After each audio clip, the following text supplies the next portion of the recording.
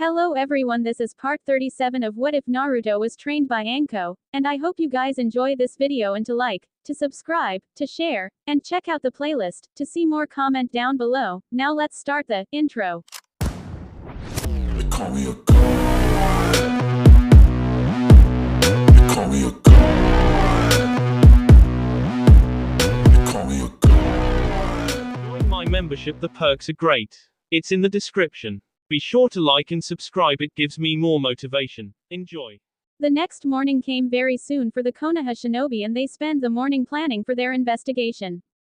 They had decided that they would split up in several groups to visit the affected towns so that they wouldn't waste time going from village to village. They would look for any suspicious behavior or individuals in or around the towns, hoping to find some clues. They didn't expect to find anything right away, but Kakashi hoped that they would get lucky. Luckily the villages weren't too far from each other, so in case of an emergency they could come to help the others. They would also remain in civilian outfit and disguised so they wouldn't attract too much attention to themselves. Kakashi's orders were to look in bars and other establishments where one might find such shady characters. Of course he wouldn't let either Hinata or Sakura wander alone as such a hostile environment, so they were paired with one of the guys. Naruto would take Sakura with him while Team 8 would stay together as well. Sasuke was to go with him since Kakashi knew that he wouldn't be able to work well with either of the other genin. The others too seemed relieved at the fact that they wouldn't have to deal with the arrogant Uchiha. Alright, any questions? Kakashi asked his team. Seeing that no one had any complaints or questions, he continued. Good. We'll travel together to the separation point and from there we'll split up. You each have your objectives, and remember, under no circumstances are you to make contact with the enemy. If you notice something weird or unusual, keep it in mind and report it tonight. Also don't do anything that might blow your cover. Quote. Since they were disguised as simple civilians, they had to leave much of their equipment at Tazuna's home, but that didn't mean they weren't armed. Naruto and Team 8 still had their special belt from the Chunin exams where they could seal several things inside. It only took a few minutes to unseal any unnecessary stuff and seal some extra kunai and shuriken. Naruto even sealed his sword in his belt, not wanting to leave without it. Sakura, who didn't have such a belt, hid some weapons inside her dress with ease, so she was safe as well. Kakashi didn't really need any weapons as he was strong enough to deal with most enemies without them, but to make sure put some kunai and shuriken in his pocket. Sasuke didn't want to be the only one without any weapons and did the same as Kakashi. The group bid Tazuna and his family a good day before they left. The crossroad where they would be separating was about 4 hours walking from the village they were at now. From that point they would reach their designated target in only half an hour or so. Just like before, they had walk like any other civilian, so the trip took quite some time. When they finally reached their destination, they all nodded at each other and went their own way. The rest of the way to the village Naruto and Sakura spent in relative silence. They had already discussed everything worth discussing about the mission, and any mention of it would only endanger the mission. Naruto had even asked Sakura not to call him by his name since the name Naruto wasn't that common. When she asked what she would have to call him, he shrugged and told her to call him Arashi. She chuckled, saying that the meaning of his real name being Maelstrom and Arashi meaning storm actually made sense. Naruto laughed and said that his name was given to him by Jiraiya, who had come up with while eating ramen. Sakura couldn't decide if she should laugh at hearing that or pitying Naruto for being named after a ramen ingredient. When they reached the village, they immediately saw that it was nothing like the village Tazuna lived in. This village was more of a gathering of a few dozen homes and families. It wouldn't take long before they finished walking through it, so they took their time looking at the few shops and talking to the people still disguised as a couple of travelers. They didn't learn much, but they still came to the conclusion that it was highly unlikable that the Capers would come back here. According to Tazuna, they were focused on healthy and young people and not the elderly, who were the only people that still remained here. A bit disappointed, they returned after making sure that they had the general layout of the village noted down just in case. After exiting the village, they made a small detour before heading back to the point of rendezvous with the rest. Hinata, Kiba and Shino had been selected to visit the second town where most of the victims had disappeared. This city was significantly larger than Tazuna's village, making it very easy for them to fit into the crowd. They surveyed the town, paying close attention to the layout and the possible weak points that could be used to sneak in and smuggle people out without anyone noticing. It became very clear to them that there were multiple exits to choose from, making their work a whole lot harder. In terms of people, all ages and sorts lived in the village, making this town a prime target for caping. From what they had heard, the capers choose their targets by age and health. Especially people between 15 and 30 were abducted, both male and female. Kakashi had made the remark that they probably weren't any prostitution handlers since they also KPED men, so it had to be slave traders. This had shocked all of them, not understanding how such a practice could still exist in this day and age. Kakashi regretfully informed that such things would probably never disappear out of its own, so that's why they were here for. While walking through the village, they paid special attention to any suspicious people as well. Thugs on the street heard things that no ordinary civilian would, so it was a good idea to get close to them. Of course, you didn't just walk up to one of them and ask questions, since that would alert them that something was going on. You had to spike their interest by selling or buying something, and that way you might get lucky and hear something of interest. After they confirmed several locations where the town's thugs came together to gamble or drink, the three of them continued through town without any trouble. It didn't take long to return to the point of rendezvous where Naruto and Sakura were already waiting. Kakashi and Sasuke didn't need much time either. They scouted the village fairly quick, as it was only a bit bigger than Tazuna's village. They did, however, notice some very shady bars and places where a lot of information could be gathered if they played their cards right, but that was for later on. This village seemed to be composed mostly out of elderly people or very young children, making it unlikely that the capers would return. Sasuke, however, wasn't as pleased when returning to meet the others. He had hoped to find something so he could show the rest how good he truly was, but unfortunately nothing came up. When the group reached Tazuna's house again later that very day, they went straight inside to discuss their findings. One by one, the group told what they had found and their thoughts about what they had seen. It became clear that the second village was the most likely target for abduction, while the two other villages were more suited for gathering information. Especially the village that Kakashi and Sasuke had visited was an ideal place to find out more about the capers. Alright, since we have established that we need more information, we're going to go undercover, Kakashi said after their report.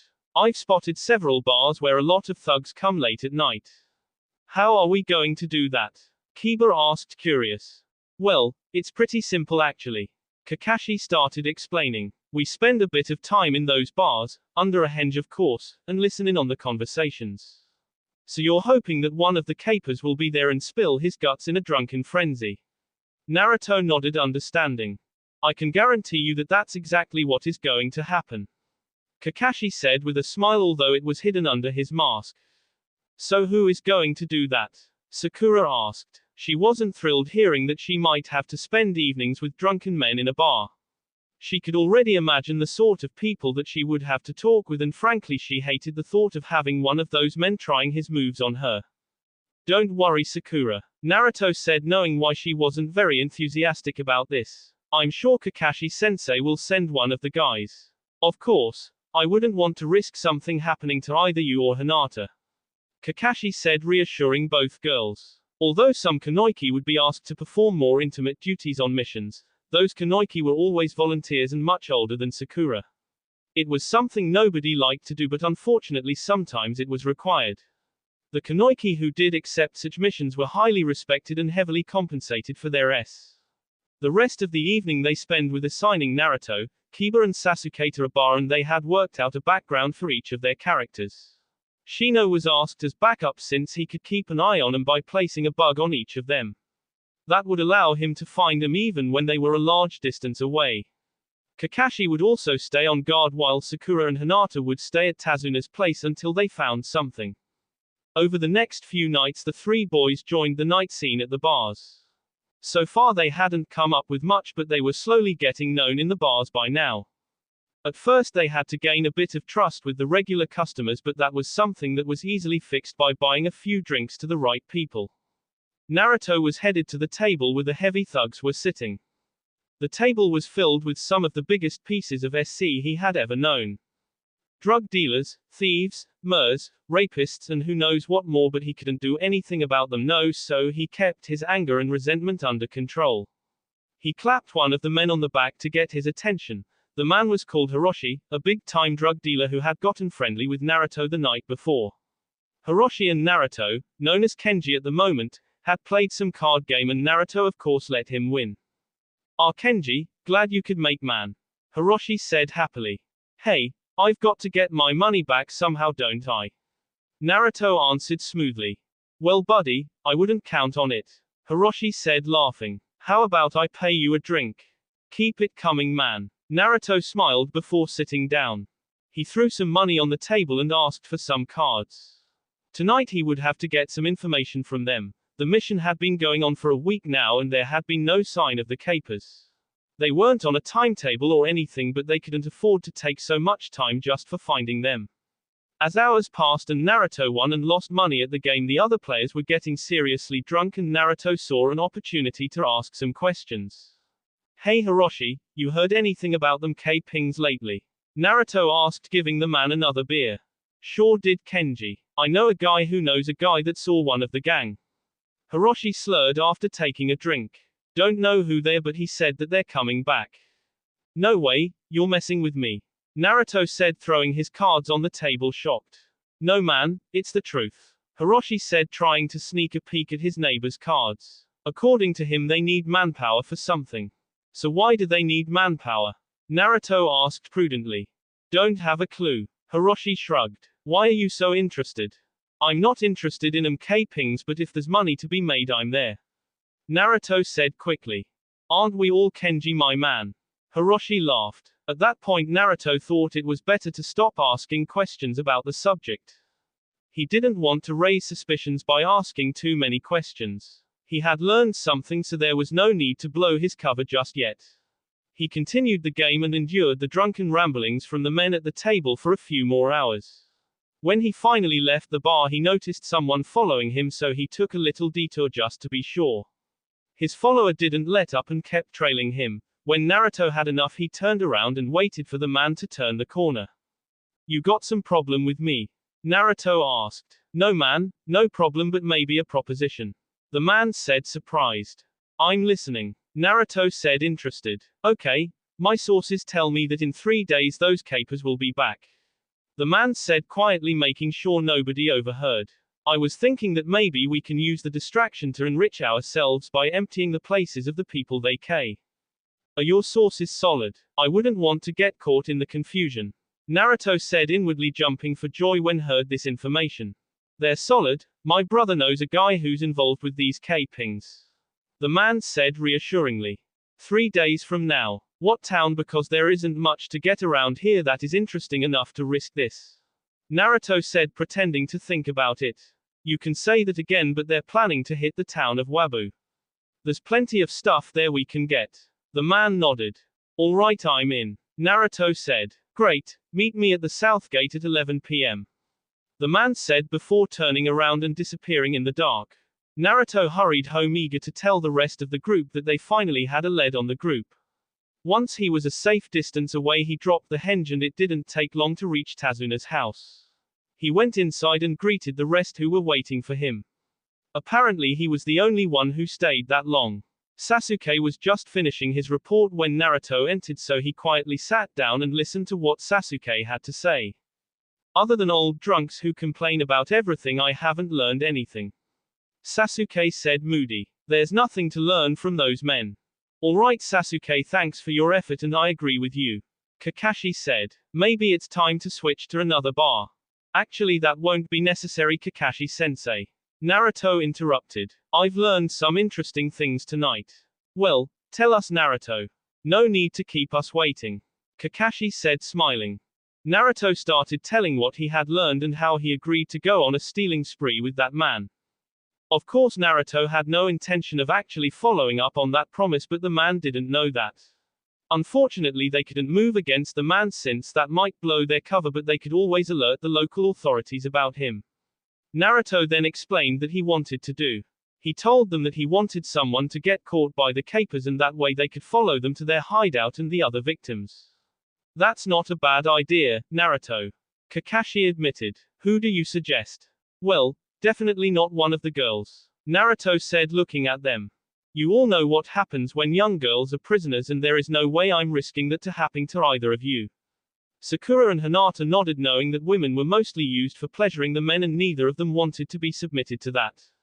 Kakashi-sensei is way too recognizable, so you're out as well. Kiba and Shino are the one with the best tracking skills, so it wouldn't be smart to let them be captured as well. That leaves either Sasuke or me. Good thinking. Shino can leave a bug on you and use his other bugs to track you down. Kakashi said, looking at Shino, who nodded, indicating that he was capable of that. And Kiba and Akamaru can use your scent. Who do you think is more suited for the job? Kakashi asked Naruto. Personally, I believe I'm the best option. Naruto said calmly. Why? Kakashi said, wanting to know Naruto's reasoning. No offense to Sasuke, but he's a risk factor. Naruto said while looking at Sasuke, who seemed to get angrier by the second. Let me explain. You are the descendant of a famous clan and have a very well-known Kekkei Genkai. If by accident you activate your Sharingan, every shinobi present will know who you are. I, on the other hand, am from a very small clan that's relatively unknown, making it easier for me to go undercover. Naruto saw Sasuke smirk when he gave his reasons. No doubt his ego had been stroked by saying that his clan and Kekkei Genkai was so famous throughout the shinobi world. Not that it wasn't true. The Uchiha had made a name for themselves over the years and everyone knew of the Sharingan. It was a most annoying thing to have your jutsu copied and used against you during battle, not to mention the other powers of the Sharingan that gave the Uchiha so many advantages.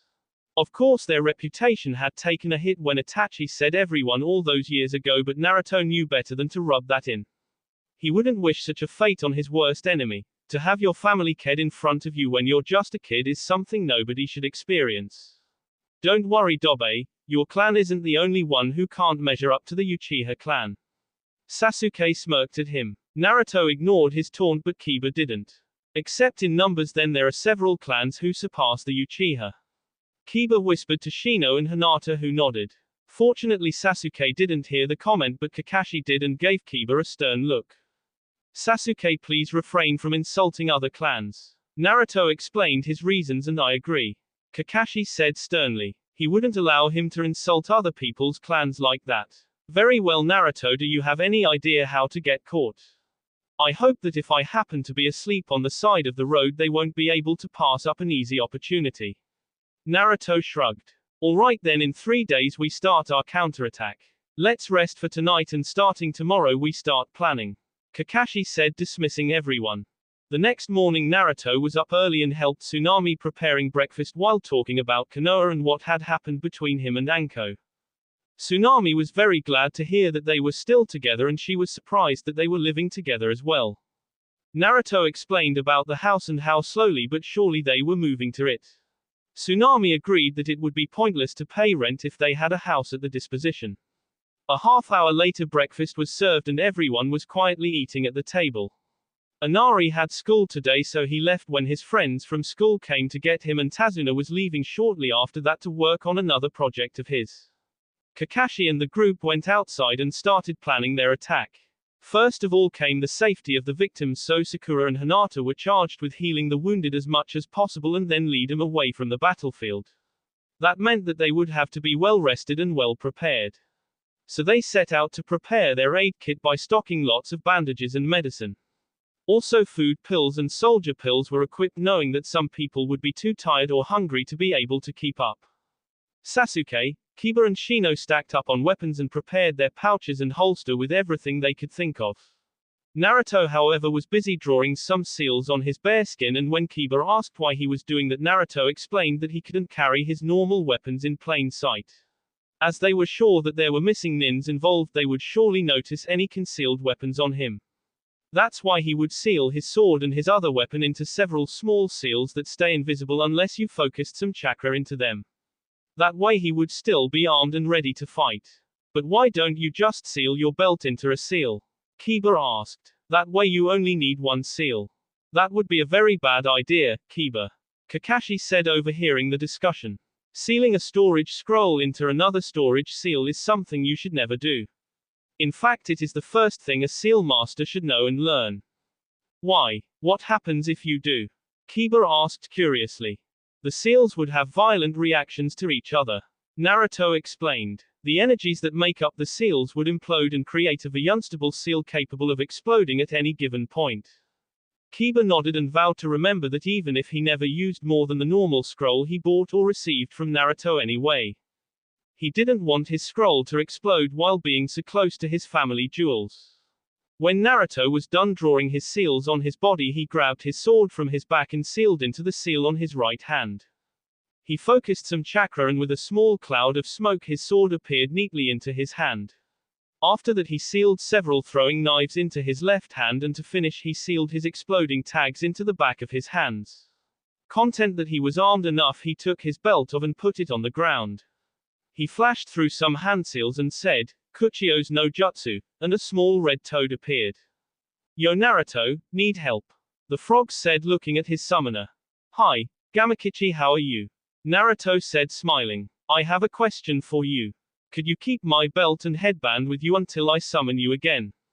"Sure thing, bro, but it's going to cost you some sweets," Gamakichi said, sticking out his webbed hand. "Deal, I'll give you 2 bags of sweets after the job." Naruto agreed. "Done," Gamakichi said and grabbed the belt and disappeared with a small puff. From the sidelines, one very pissed off Sasuke had followed the conversations and witnessed Naruto summoning that toad. Once again he was reminded that the dobe of the class had surpassed him in several areas. He knew nothing of seals except how to use a storage scroll, and even then he didn't know how to create one. He bought them at a shinobi store or used the ones left at his clan's weapon room. While he wasn't interested in seals or anything, it made him angry that Naruto could make his own seals with such relative ease. He knew that seals were an area that not many shinobi bothered with since it was so difficult to master to begin with.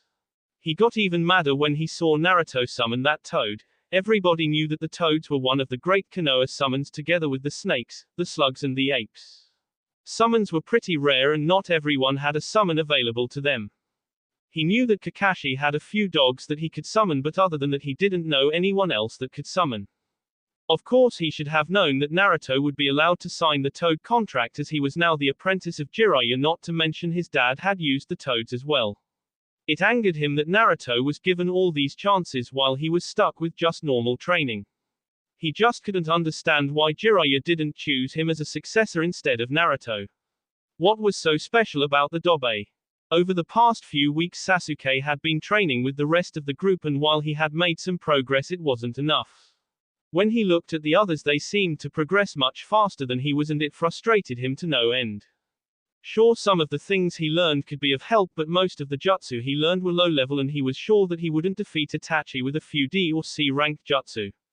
He needed powerful jutsu that could do a lot of damage, but Kakashi and the rest of the Junin were unwilling to teach them such jutsu. According to them, he had to learn these weaker jutsu in order to be able to fully understand the more powerful jutsu. It was all bulls to him. The way he saw it was that they didn't want him to get too strong too fast. He was seriously considering just leaving the group and training on his own. The problem with that was that he wouldn't have anyone to teach him, so that wasn't a solution either. He sighed and decided that he would have to endure for the time being until he found a way to get some real training. He would have to think about it later on, since Kakashi called them all together for some last instructions. The next 3 days went fairly fast for everyone. Naruto, Kiba and Sasuke continued to visit the bars hoping to find out some extra information, but nothing had come up. Naruto, however, did meet up with his would-be accomplice to discuss their plan for stealing from the abductees, but other than that nothing happened. So on the evening of the attack, Kakashi and the gang were getting ready to execute their plan. Naruto was disguised as a homeless young man. He didn't use a henge, deciding that it was a risk not worth taking. He would pretend to be asleep alongside the road the capers used. He was convinced that they wouldn't be able to pass up the chance for an extra victim. "Kakashi-sensei, I'll leave a cage bunchen with the rest of you," Naruto said suddenly. "When you're ready to start the attack, just hit it and I'll know what to do." "I see you use the cage bunchen's abilities quite well, don't you, Naruto?" Kakashi said, nodding. "Shino, please place the bug on Naruto." Shino nodded and instructed one of his bugs to hide itself in Naruto's hair. He then explained that the bug was emitting a very strong scent that attracted the male of the species from miles away. That way he would be able to track Naruto no matter where he went. It was also very useful that the scent wasn't noticeable to humans, so there was no chance of being detected. Naruto thanked his teammate and nodded at his explanation. The gang left the house fairly early so they wouldn't miss the capers and hid themselves just outside the village of Wabu. For the next few hours they waited in silence. When it became dark they were extra careful and Hinata had been charged to use her Byakugan to spot the capers. Several hours later, just before 11 p.m. she notified them that a group of about 20 men were approaching the village. Kakashi nodded to Naruto who promptly left so he could take his position. It didn't take long for the capers to find their victims and soon the group was traveling back to where they came from. The victims had been gagged so they couldn't scream and they had been bound by chains so they couldn't escape. Naruto had placed himself along the road about 2 miles from the village pretending to be asleep. The capers were laughing loudly and were boasting about their success. When they finally reached Naruto they didn't hesitate and kicked him awake. "Look at this sucker," one of the men said pointing at the blonde. "Don't you know these roads are dangerous?" "Please sir, I have no money or anything of value," Naruto stammered pretending to be afraid. "I'm just a homeless beggar." "Don't worry, we're not here to steal your money," the man said laughing before he punched Naruto in the gut. Naruto hardly felt it but played along.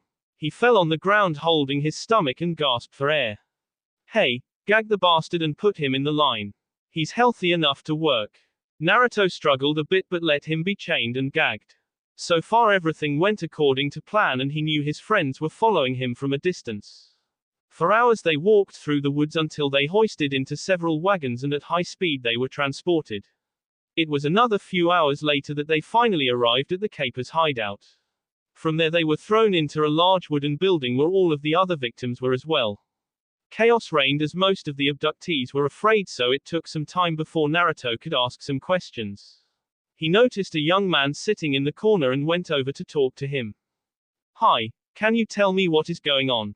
Where are we?" Naruto asked. "You just arrived, huh?" The young man said. "I don't know where we are but I can tell you that you'll wish to be somewhere else soon. These men KPED us so we can do heavy labor for them. Every day we are forced to work in a mine to search for precious metals.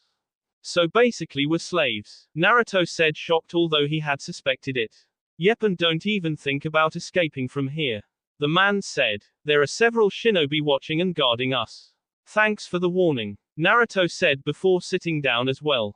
He figured that it would take a few hours before the rest of his team would catch up with him. He looked around and sighed quietly. Many of the people were malnourished or sick. Some of them were wounded as well. Sakura and Hinata would have their hands full with healing them so they could get away. There was nothing that he could do unfortunately, he had to wait until his team was here to back him up. While he hadn't seen much of the camp because of the darkness he had been able to see several tents and buildings. He had also seen several guards but none of them had been shinobi for as far as he knew. But that young man had confirmed their fear. There were several missing nins present. While Naruto was being captured, Kakashi and the rest looked on from a distance. The attack seemed very chaotic and the capers didn't bother being subtle at all. They grabbed people left and right from random houses and hurried back before a mass panic could break out. Kakashi was certain that no shinobi had been present for the actual caping this time. This meant that the group felt confident enough not to get caught or they thought they were strong enough to deal with any problems they might have. This was actually a good thing because this way they didn't have to worry about being detected when they followed him to their hideout. Once they saw that Naruto's plan had worked, Shino and Kiba took the lead and they followed them. Kakashi could have done the same thing but he wanted them to do it so they could get some experience as well. He was a sensei after all. When they saw the victims being loaded into wagons they had to speed up a little bit but nothing to worry about. Kakashi was surprised however how far the capers were leading them. No wonder nobody found any trace of them. They were located hours away from any village. When they finally arrived at the hideout Kakashi took control once again. He ordered Hinata to use her Byakugan to scout the area for traps and the layout of the camp. She nodded and went straight to work. Kakashi-sensei, there are several traps around the camp indicating shinobi presence. Hinata said softly. The prisoners are being moved to the central building and are guarded by 4 men. The building is faced towards the camp but the back is faced to the forest behind it. What about the rest of the camp? Kakashi nodded. There are 2 small barracks on the east side, another one on the west side as well. Hinata said calmly. I haven't seen any shinobi but there are about 20 to 30 men in the camp. Okay, let's get ready to start the attack, Kakashi said, motioning them to get closer. Hinata, Sakura, you are to position yourselves in the forest behind the prison. The two girls nodded. Kiba and Shino, you guys take care of the two guards on the back and take out anyone who tries to get at the hostages. Sasuke, you take out the small barrack at the west side while I'll deal with the two barracks on the east side. We attack in 5 minutes. Kakashi then turned to Naruto's cage Bunshin and asked if the clone understood everything. The clone nodded, saying that he got everything and allowed Kakashi to hit it on the head. Kakashi nodded to his team and they went to their assigned positions. Naruto sat up a little straighter when he received the information from the clone and smirked. Thanks to the abilities of the cage Bunshin, he had now the necessary information to act. He casually stood up and walked around a bit, pretending to be pacing around with his hand behind his back. The guards didn't notice how he forced some chakra in the seals on the back of his hands and 2 small throwing knives appeared. He quickly hid them in his sleeves and waited for the 5 minutes to pass. He didn't have to wait long, as several explosions shook the ground and acted as a sign for him to attack. The guards were startled by the explosions and turned their head, which proved to be a big mistake. As soon as their heads were turned, Naruto spun around and let his throwing knives fly. Both knives planted themselves in the skull of the guard's kingdom instantly. Naruto didn't waste any time and ran to the back of the building and unsealed his sword. He focused chakra into the seal, coating his sword in wind chakra, and cut a large opening in the wall. Luckily, the building was made out of wood, so it wasn't strong enough to withstand such an attack. He then turned to the people who were scared stiff and told them that they needed to get out of here. Sakura and Hinata were waiting for the attack to start. Alongside them were Kiba and Shino, who would take out the guards as soon as the attack started. When they heard the explosion, they jumped into action and 2 well-thrown kunai took care of the guards. Kiba and Shino nodded and they separated from the girls. They went to the front of the building so they could deal with the rest of the capers and bandits that would show up to protect their prisoners. Sakura saw how a large hole appeared in the back of the building and they heard Naruto yell at the people to get out of there. Hinata and Sakura ran into the building to help Naruto with calming the people down. Alright, listen up. We're from Konoha and we were hired to free you. Naruto shouted. We need you to get out of here as quickly as possible. Don't worry, you'll be perfectly safe. These are 2 of the best medic nin I know and they will take good care of you. Naruto said, pointing at the girls. Once you're at a safe distance, they will heal those who are sick or wounded. He then made several cage Bunshin to carry the people who were wounded or too sick to run for themselves. The girls nodded and quickly they gathered the crowd and led them away from the fighting that had already started. Once the building was empty, Naruto quickly summoned Gamakichi for his belt and his headband and put him on. Thanks, Gamakichi. I'll get you your sweets after this is done. Naruto said, dismissing the little toad. No problem, bro. Go kick some ass. The toad said happily. Don't worry, they won't know what'll hit them. Naruto said before he exited the building to go help out his teammates. That will be all for this video. Be sure to like, subscribe, share, and comment down below for more videos. Goodbye.